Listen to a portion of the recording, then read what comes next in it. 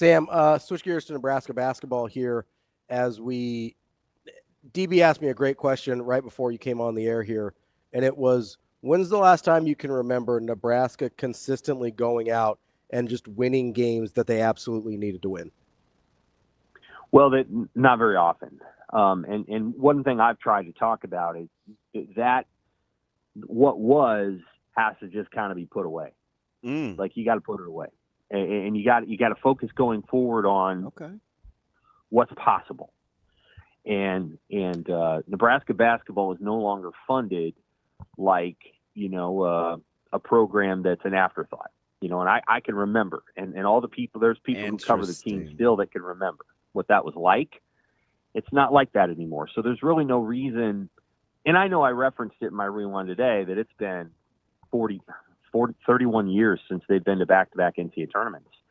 But it's just time to move forward. And for what it's worth, I think Fred Hoiberg's ready to do that. Like, he's not caught up in the past. And so I thought the 6-game losing streak was not an anomaly because it's 6 games, but, like, that was not good. That wasn't like, well, that's what Nebraska does. I'm like, no, this isn't that Nebraska anymore. And I even said on a podcast, I'm like, there's no reason they can't win 5 in a row now. And I think they will. They might win 10 in a row.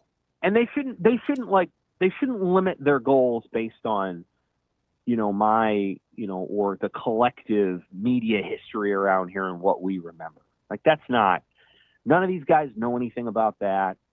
Maybe Sam Hoiberg does, but none of the rest of them do. And it just doesn't matter.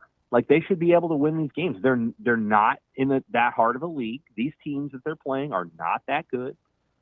They can pull this off, and I think they can win even more. Like, winning at Purdue and Michigan State is a whole different kettle of fish, and they weren't able to do that. But they're not playing at Purdue and Michigan State over the last month.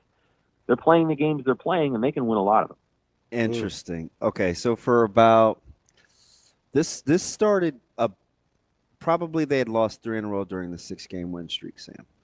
And I said, hey, are we to the point now where with Nebraska basketball and fans and media where we can start, remember this, predicting outcomes.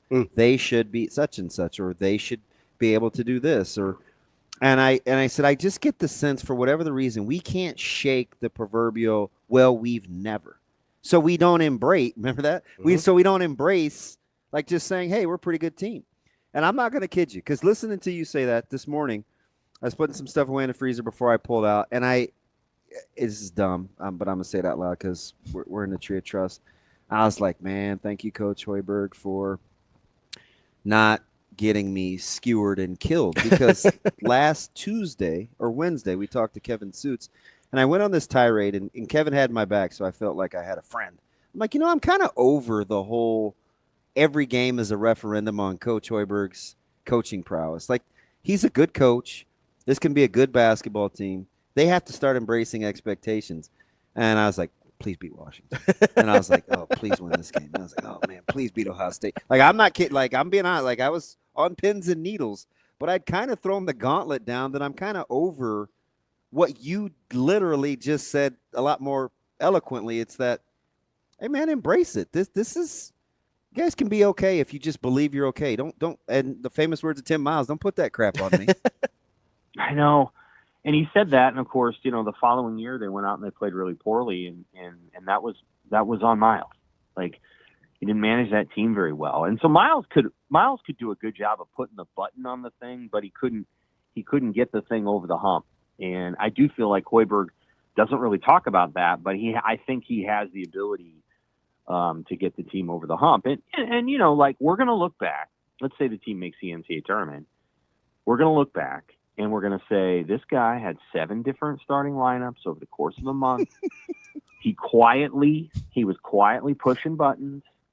Then he goes out in a press conference, and he really puts it out there, and he really puts it on these guys to beat Illinois, and then they do. And so, like, he's been pushing more coaching buttons than I think we appreciate. Did you hear what he told Sean Morris? But he doesn't make a big deal about it. Right. What's that? Did you hear what he told Sean Morris yesterday in the post? They came back to it on the network, so maybe people had turned away, but I'm a dork and I like coaching clips. He said Sean Morris wanted to make it about, like, He's just doing it. He's like, hey, you're scoring the basketball and you're rebounding and you're doing this. And, what was it about the difference? And Coach, he's flat out said toughness. We weren't very tough. I talked about it. And so for him to kind of go back and pinpoint that it's just a matter of how hard you really want to play and what you're willing to put up with. And he stood his ground on that, Sam, because he's been saying that for how many weeks? 2, 3, 4? 4 for sure, right? Because it's through the losing streak. And he reiterated it again, even after a win. It's like, hey, man, we just need to remember who we are. We have to be a tough-minded team. Yeah, and they do. And I think he's aware that they don't maybe have the level of shooting that they've had in the past. And so, like, you can't, there's certain things that you can't paper over or cover over when you don't just pour it in the way they did last year with Casey and CJ Wilcher. They've replaced CJ, I suppose, with Connor Essegian, and they've done that, but they didn't replace Casey. They weren't able to find a player that did that. And so they've had to do it a lot of different ways. Braxton Mia didn't play for a couple games, and he comes back and he's one of those guys they were talking about specifically. He may have answered the dinner bell. Right. And Berke Buchtengel has been doing good things, and he hasn't been scoring consistently, but he has been able to do some other things, and he made about 3 or 4 plays in that Washington game, kind of right in a row, and he was gassed at the end of them. but he made a bunch of plays right in a row that were like 4 winning plays that I think led, 8 points. Went right out of the gate when they went on that big run. And, you're like, this guy's a pretty good player. There's things he needs to improve, but Hoiberg has found a way to keep him in the game and keep him engaged. And again, I think this is a pretty good coaching job by Hoiberg, but he doesn't toot his own horn. That's just not who he is. And neither does McDermott. Like, he doesn't toot his own horn either. He gives the credit to everybody else as well. But I think all 3 of them, and then you put in Crutchfeld, all 3 of them have had incredible coaching jobs. And had to show some resiliency. You know what I mean? Oh, yeah.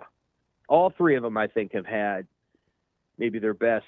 We'll probably write a story on just like, again, these are not guys that need the spotlight or the credit.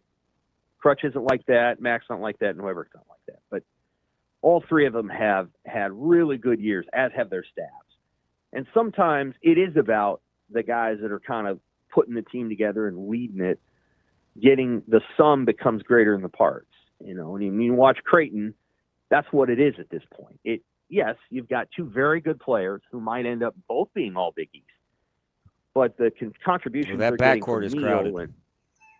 And Green, the way he's playing and the way that Trout's playing at times, and the way that and they know when to put in Fedor Zugic, and he doesn't necessarily do a ton, but he doesn't hurt him. They're figuring it out, and Nebraska's figuring it out. They're getting contributions from all over.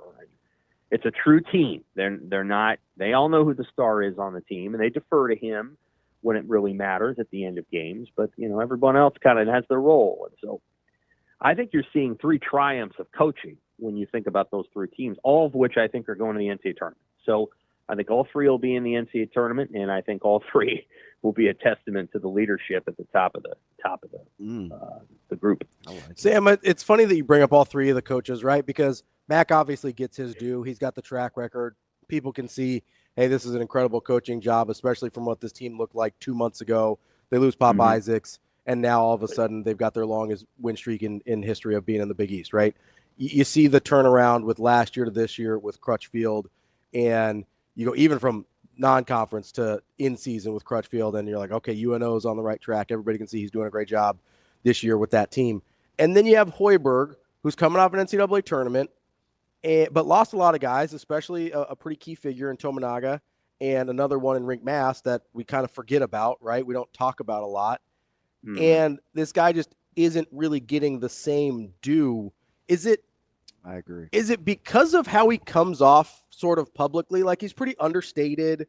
In terms of his public persona, he's more Frost than Rule. Like, what Is that all it is? Like, does he just not say enough publicly for us to get his due? Or, Sam, how much of it is that we are still, as Nebraska basketball fans, just waiting for the other shoe to drop? Waiting for the other shoe to drop. Right. Well, they had the 6-game losing streak, and I think that annoyed people. Although I don't know that people attributed that to Fred. I've watched, I went to all the home games during that stretch and watched the ones on the road. And I don't know. Outside of the Rutgers game, I don't know that I felt like Nebraska did anything like terribly whatever. They should have beat Rutgers. I think you got to come out and put it on that team, and they didn't do it. But and that during that streak, I didn't, obviously they had the ugly loss at Purdue and Wisconsin, but those are the hardest places to play in the league. And so a lot of teams don't win there. They had a hard stretch. Now they're on the other side of it. I do think that Hoiberg deflects credit. Like he doesn't want it for himself. He's had a pretty celebrated career. So I don't know that he feels like that's, his thing. And then, he sticks to the message. Yeah. So like, unlike, and I'm not, again, Mick Cronin can be fun to listen to, but Mick Cronin will haul off like literally every press conference, and Fred doesn't do that. And so when Fred did it before the Illinois game, Tom Chattel had a good column about it. Our beat writer Wilson kind of wrote, I'm like, that's different. That press conference was an outlier to his others. And it was almost like he was pushing a button that he probably didn't love to push or doesn't necessarily want to, or that's the last one he's going to push. And it worked. And then you kind of saw them, come out of that slump and go on the other side of it. And then, this is the team they're capable of being. Now, somewhere in the middle is probably where they're going to end up. But if they make the NCAA tournament and they get a better matchup than they did last time, I think they have a chance to make the kind of history that people have been waiting for. And then at that point, you can kind of take off because, if they're able to do that, I don't think they have the most NIL money, but they have probably the best facility in the Big Ten, or one of them, in terms of practice. And then they have a great arena. And so, like, when players understand what it's like to play in PBA, they're going to want to play there. Like, the testimonials that you'll get from teammates of, like, guys, this is where you want to play basketball.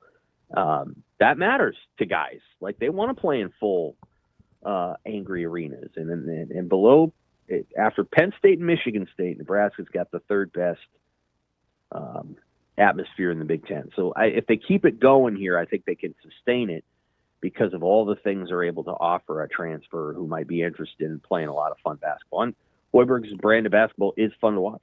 The cool thing, I'm glad Crutch is getting some run because I like him personally, so I'm a smidge biased. But one of the things I like about whether it's Mac or Coach Hoiberg or in this particular case, Crutch is, like, their methodology is their methodology. And I think working within that framework sometimes can be a little bumpy, right? Crutch went, hey, I want bigger guards. I want length. I want to be able to size up the summit. And, people kind of scoffed at passing over some recruiting guys. And they're good players, right? And they're thriving in the conference. But it's me. I'm people. It's not real. It's well, I'm one of them. Yeah, one of them. Okay, I crushed him for it. I did. But it's certainly not alone. Yeah. And especially locally, Sam, like I hear it all you go to a high school arena and it's like, it's not that UNO is winning. It's why aren't they looking at this guy, right? You just hear that, right? Yeah. So, right.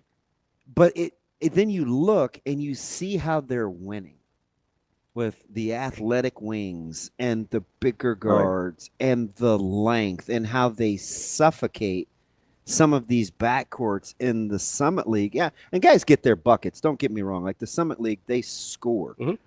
But his methodology and kind of how he put this roster together, it's working.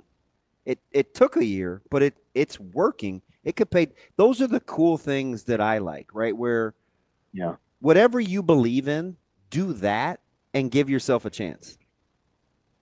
I couldn't agree with you more. Not that you can't do it more than one way in the Summit League, but one of the things you do run into if you try to, do it the way South Dakota State does it or whatever, is you're competing against South Dakota State's history, which is pretty good. So, you know, if it's not always easy to beat them out for recruits.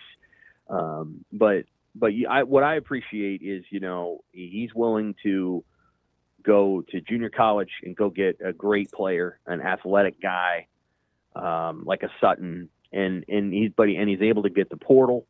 He's able to draw, you know, a high school player. Like he's built the roster comprehensively.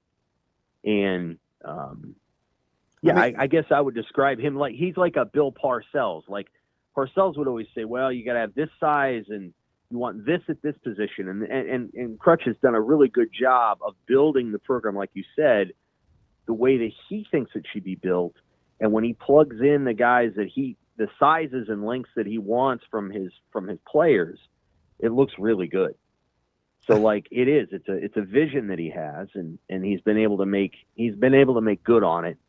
And again, I think they may be the best story of the three in some ways, because I think they not are. a lot of people expected much. I think they are from them. I think they're the best. And they're story. really good. And you know what? And I'm doing like real time play by play with these guys in the group chat, and I'm thinking, oh, what are you doing, Omaha? You know, North Dakota State makes this run. They cut it to, I don't know, 69-68 or something like 69-68, and they immediately like ratcheted up this defensive energy, and North Dakota State couldn't score, and then it's like you blink and it's 79-70 with a minute to play, and you're like, how did they just push that? It sort of felt like 9. Summit League St. John's. It was amazing. Yeah. And just North Dakota State couldn't handle what was being thrown at him on the defensive end. I was like, that's what he was after this whole time. When we need to get stops in this high scoring explosive league, we're going to slow these guards down. And I think Adrian Dowell, the AD, deserves some credit too for allowing UNO to not have to play 12 bye games in the non-conference. Some is one thing. Like they went to Iowa State, and Iowa State beat them pretty good. But it used to be when Darren Hansen was there. Well, Darren Hansen had to play for a month on the road, and that was hard. It eats into a team's confidence when you have to play that many high level D1 teams in a row. It's hard to start 0-12. Right, having a couple. I mean, I watched Abilene Christian give them the business at home. Yeah. It's not the same team. It's not a good Abilene Christian team. It's not the same. Yeah, like it's okay to have a couple of those games, and I know they went out. I think they went out to UNLV this year too, and played out there. But like I think they've done a nice job of balancing their schedule philosophy so that they're testing themselves, and they're getting a couple of bye games in there. But it's not all. They don't go into the Summit League being like, well, we don't really know how good we are because we just spent time playing teams that make $17 million in revenue. So I appreciate what they've been able to accomplish in that arena too. That's our guy, Sam McKewon from the Omaha World Herald. Great stuff as always, Sam. We appreciate it. We'll talk to you next week. Thanks, Sam. Take care.